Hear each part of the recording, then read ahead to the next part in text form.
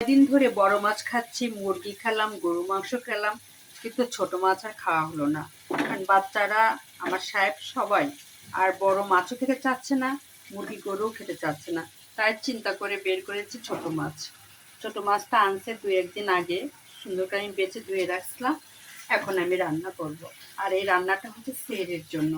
কারণ আমি এই রান্নাটা সবসময় 10:30 11টার সময় রান্না করি, কারণ যাতে সুন্দর মতো সবাই খেতে পারে, গরম গরম থাকে।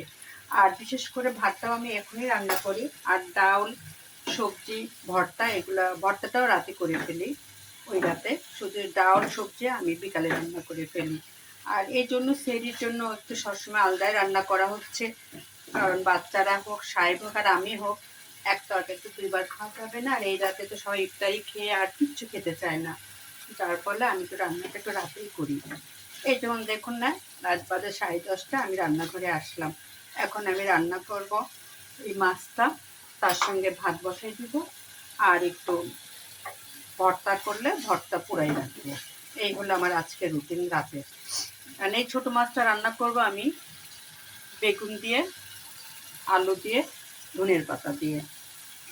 আমি মশলা কষাতে দিয়েছি, আমি একটু ধনের পাতা এর মধ্যে আগেই দিয়ে দিই, তার কারণ সেন্টটা ভালো আসার জন্য। এই জন্য একটু দিয়েছি আর একটু রেখে দিয়েছি, তো পরে দেবো রান্নার পর পর। এখন আমি আগেই মশলা দিয়ে সবজিটাকে একটু কষাই নিব, তারপরে মাছটা হালকা কষাই আমি সব কিছু দিয়ে দিব। কারণ ছোটো মাছ আমি খাবো, মেয়ে খাবে, খাবে না আমার ছেলে। ওর জন্য আমি বড় কই মাছ ভাবছি, ওর শুধু ওইটা দিয়ে খাবে। আর আমরা 3জন খাবো এই ছোটো মাছ। আমি এক হাত দিয়ে ভিডিও করে দিই, আমার একটু কষ্ট হয়, কারণ অনেক সময় পাতিল দেখতে নড়াচড়া করে, আর কিছু করার নাই আমার, যেহেতু আমি করি এক হাত দিয়ে আর নাড়ি এক হাত দিয়ে। আমি মশলাটা সুন্দর করে একটু কষাবো, কষানোর পরে আমি ছোটো মাছটা দিয়ে একটু কষানোর পরে আমি দিয়ে দিব ধনের পাতা। তারপরে খাওয়ার অবস্থায় বা অল্প যখন ঝোল আসবে তখন আমি নামাই ফেলবো জিরা দিয়ে। এই দেখুন আমি এটাকে কষাচ্ছি, এটা কষানো হয়ে গেলে ছোটো মাছটা দিব। ছোটো মাছটা দেওয়ার পরে যখন একটু ঝোল ঝোল থাকবে তখন ধনে পাতা দিয়ে দিব, তখন মাছটা তরকারিটা খুব টেস্ট হবে।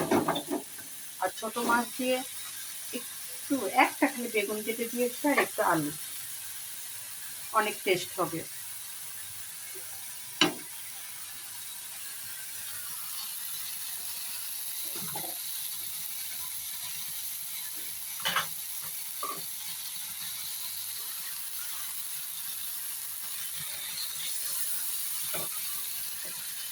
আর এক হাত দিয়ে ভিডিও করা আর এক হাত দিয়ে রান্না করা অনেক কষ্ট, এই জন্য আমি পুরো ভিডিওটা আপনাদের দেখাতে পারি না, শুধু আমি যেটুক দেখালাম এইটুকে। এখন আমি, আমার কষানো হয়ে গেছে, আমি এখন মাছটা দিয়ে দিব, দিয়ে মাছটা একটু কষাবো।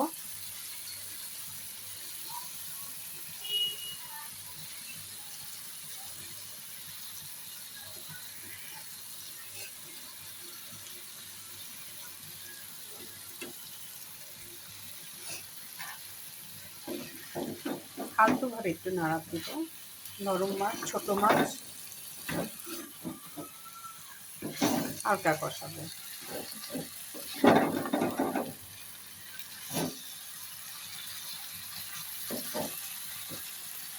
এরপরে পানি কষানো হয়ে গেলে পানি দেবো, পানি দেওয়ার পরে যখন ঝোল কমে যাবে তখন আমি ধনের পাতা দেবো, দিয়ে হালকা মাখা মাখা ঝোল রেখে নামাই ফেলবো। এখানে রাখলাম। আল্লাহ হাফেজ।